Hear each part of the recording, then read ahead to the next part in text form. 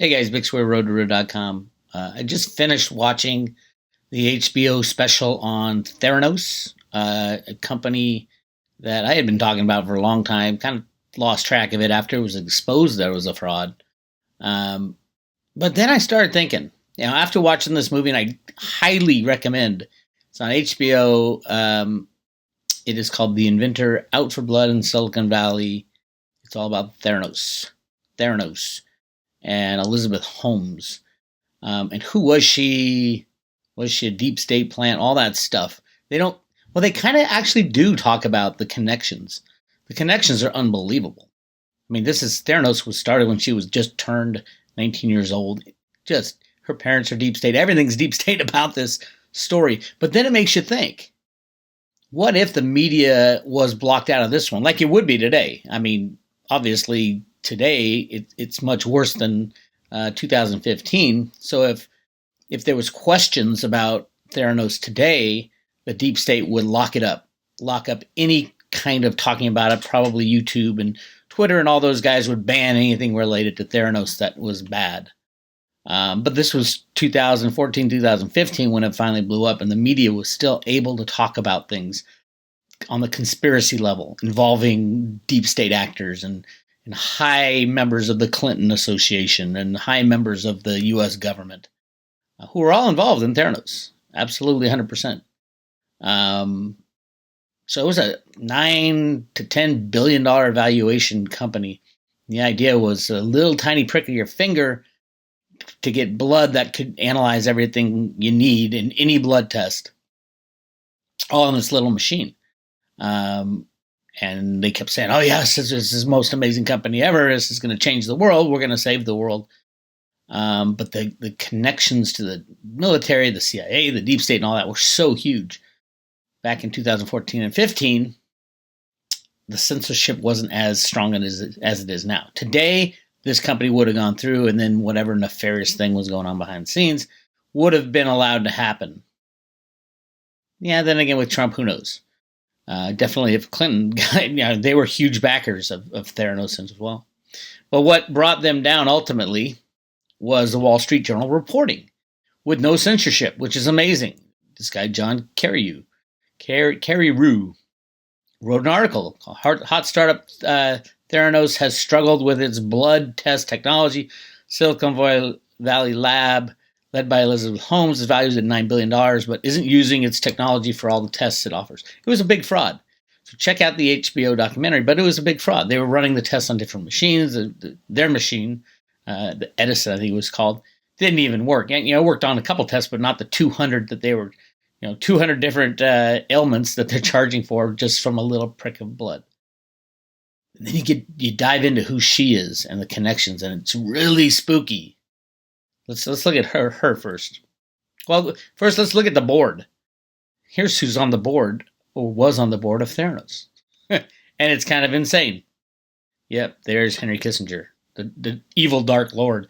In May 2016, members of the Theranos board of directors. Remember, this is a medical company, a lab processing technology.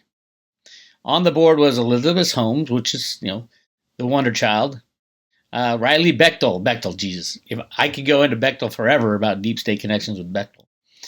David Boies, founder and chairman of Boies Schuyler Fitz. That's the Clinton attorney. That's an attorney of all the deep state people. He's a bad dude. William Forage, the director of the CDC. Richard Koviak, Wells Fargo CEO and chairman. James Mattis, U.S. Department of Defense.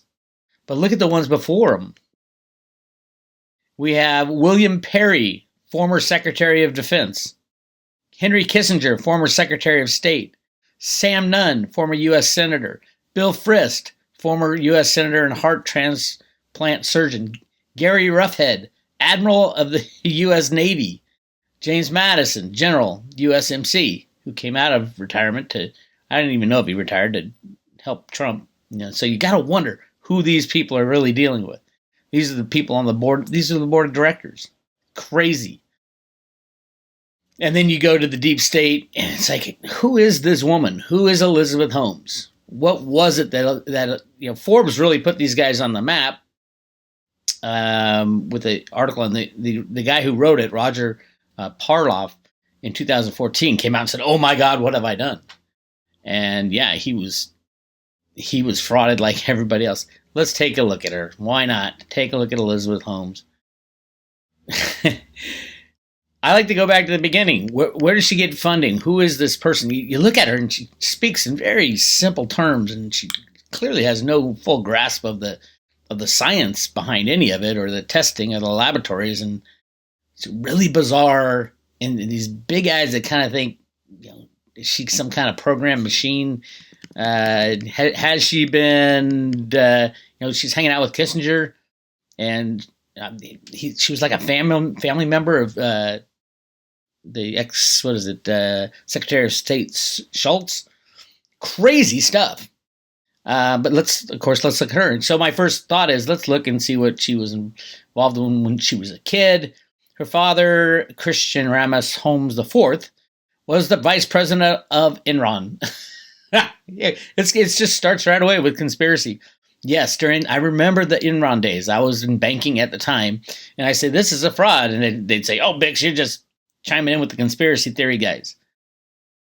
And voila, it was absolutely a fraud. So if you're not allowed to speak about fraud with censorship in the United States, you're not going to find things like Enron and Elizabeth Holmes, the fraud that she was fostering. Anyway, this is her father, held positions in government agency, USAID, the EPA, the USDTA. Her mother worked as a congressional committee staffer. I mean, you got parents in the deep state right behind you. Holmes' great-grandfather was a Danish physician who married Betty Fleischmann of course, Fleischmann yeast and Fleischmann margarine and all that. All part of the club. Holmes attended high school, and here's why it's so important that they say she was in high school, because she started her company right out of high school. During high school, she was interested in computer programming. It doesn't say that she was a computer programmer, and claims she started her first business selling C++ compilers to Chinese universities. Her parents had arranged Mandarin home tutoring, and partway through high school, Holmes began attending Stanford University's summer Mandarin program.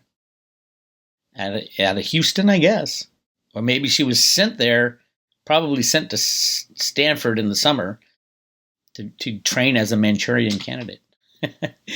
In 2001, she was born in 1984, so she would be, 17.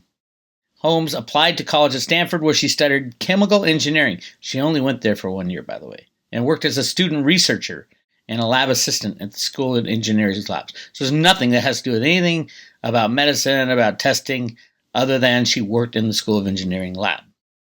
At the end of her freshman year, which I don't even think she finished, Holmes worked in a lab at the Genome Institute of Singapore, testing for severe acute respiratory syndrome, SARS. We know SARS was a manufactured illness by the bad guys, through the collection of blood samples with syringes. So after her first year, I guess she went to Singapore. She filed her first patent application on a wearable drug delivery patch in 2003. So in 2003, this is where it gets really bizarre. She was only 19 years old and is filing patents. In 2004, she dropped out of Stanford School of Engineering, so she didn't even finish her freshman year, and used her tuition money as seed money. That's the story. And then it goes into the insanity of, and you listen to her talk, it's like she's controlled. And her boyfriend, the guy who was with her 24/7, this guy, Sonny, was the real brains behind it. And then in 2011, Holmes was introduced to Secretary of State George Shultz. Long before that, she was in with the deep state. Long before that. But she basically became a family member of George Shultz. It's crazy. And you got to watch the movie, but the whole thing is just absolutely crazy. And then you look at this patent, which I looked at. Elizabeth Holmes was the inventor. So you should think she invents a patent. Anybody can invent a patent, right? And get it approved. The question is, how good is the patent? What's the story behind the patent? So I looked at the patent, and I'm like, holy moly. The amount of information in this patent. And this is all invented by her. And you go through this, it's like insane. She couldn't have written this patent. She had no training in any of this stuff. Nothing. Other than the deep state was behind her. And literally, it's insane. This patent was just crazy. Then I find out about this guy, Ian Gibbings, who was the biochemist who worked with her, basically knew what he was talking about. So he ended up writing the patent, and he was put to death. He committed suicide right before he was supposed to testify about the patent. Very scary stuff. They didn't touch on it in the HBO documentary. They did talk to his wife and say, "Oh yeah, he was so stressed he committed suicide the day he was supposed to testify, the day before." We all know how that goes.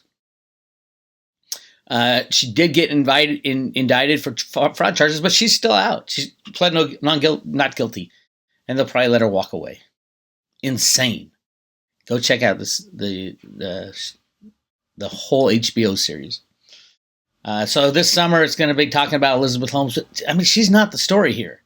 Who was controlling her? Who was on the board of directors? And why aren't they in jail? The whole thing was a fraud. And there he is, George Shultz.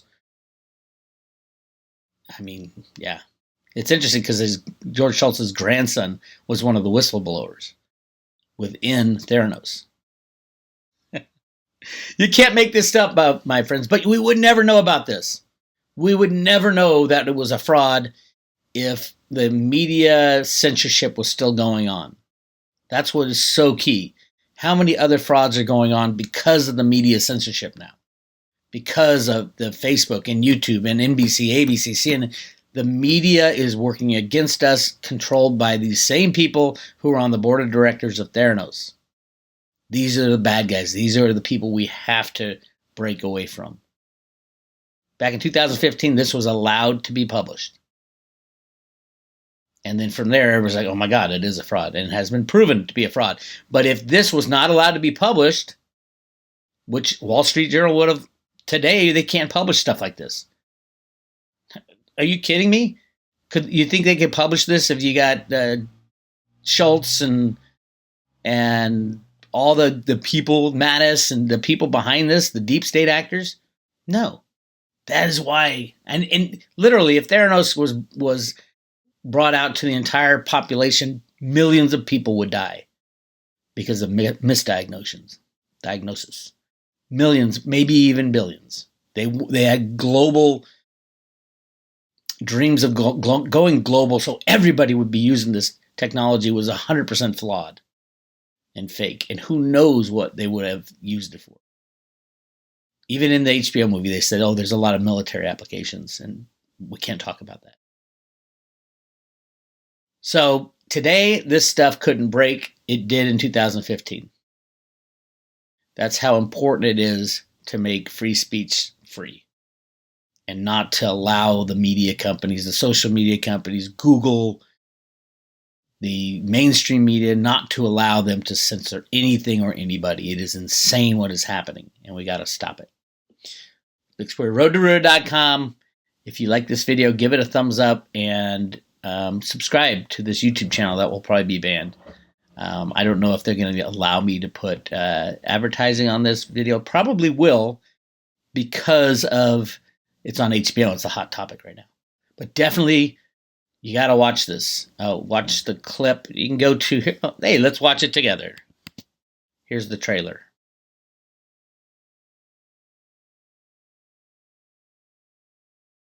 What do you dream for? That less people have to say goodbye too soon to people they love.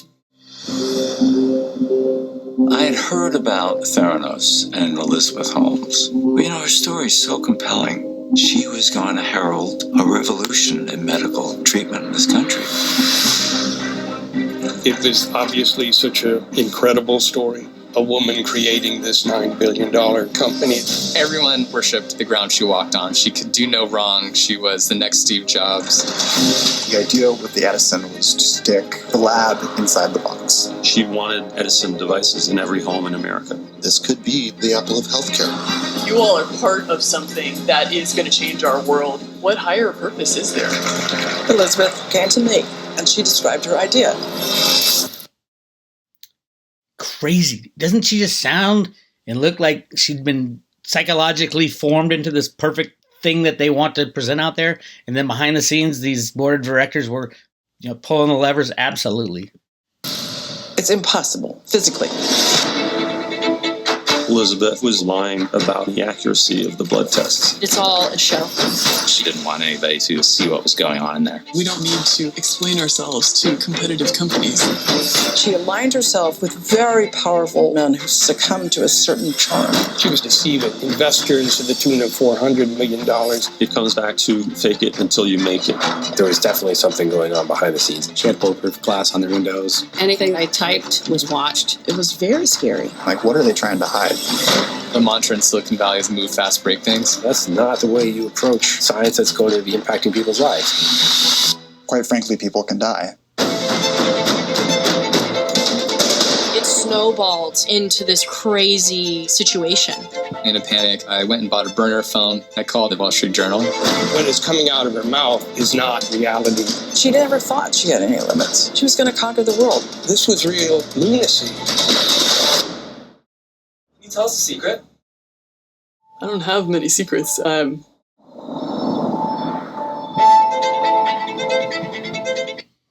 Yeah, go. You gotta check out this movie. I think you can order it. You don't have to buy HBO. You can just order the movie. I think. I don't know. Check it out. The Inventor, Out for Blood in Silicon Valley. Deep State all over it. My point is, in today's day and age with censorship, this movie would not be would not be allowed to happen. The breakthrough. Once things break, that's fine. Then they can make the movie. But it didn't break until this Wall Street Journal report that came out in October of 2015. Today, this would not be allowed, and that's what we have to end. Things like Enron would go on. Things like Theranos would go on, except it'd be much worse. Much, much worse. All right? So, that's Vic's Weir, roadtoroad.com. Like, subscribe, and tell your friends to watch this. I'll talk to you later.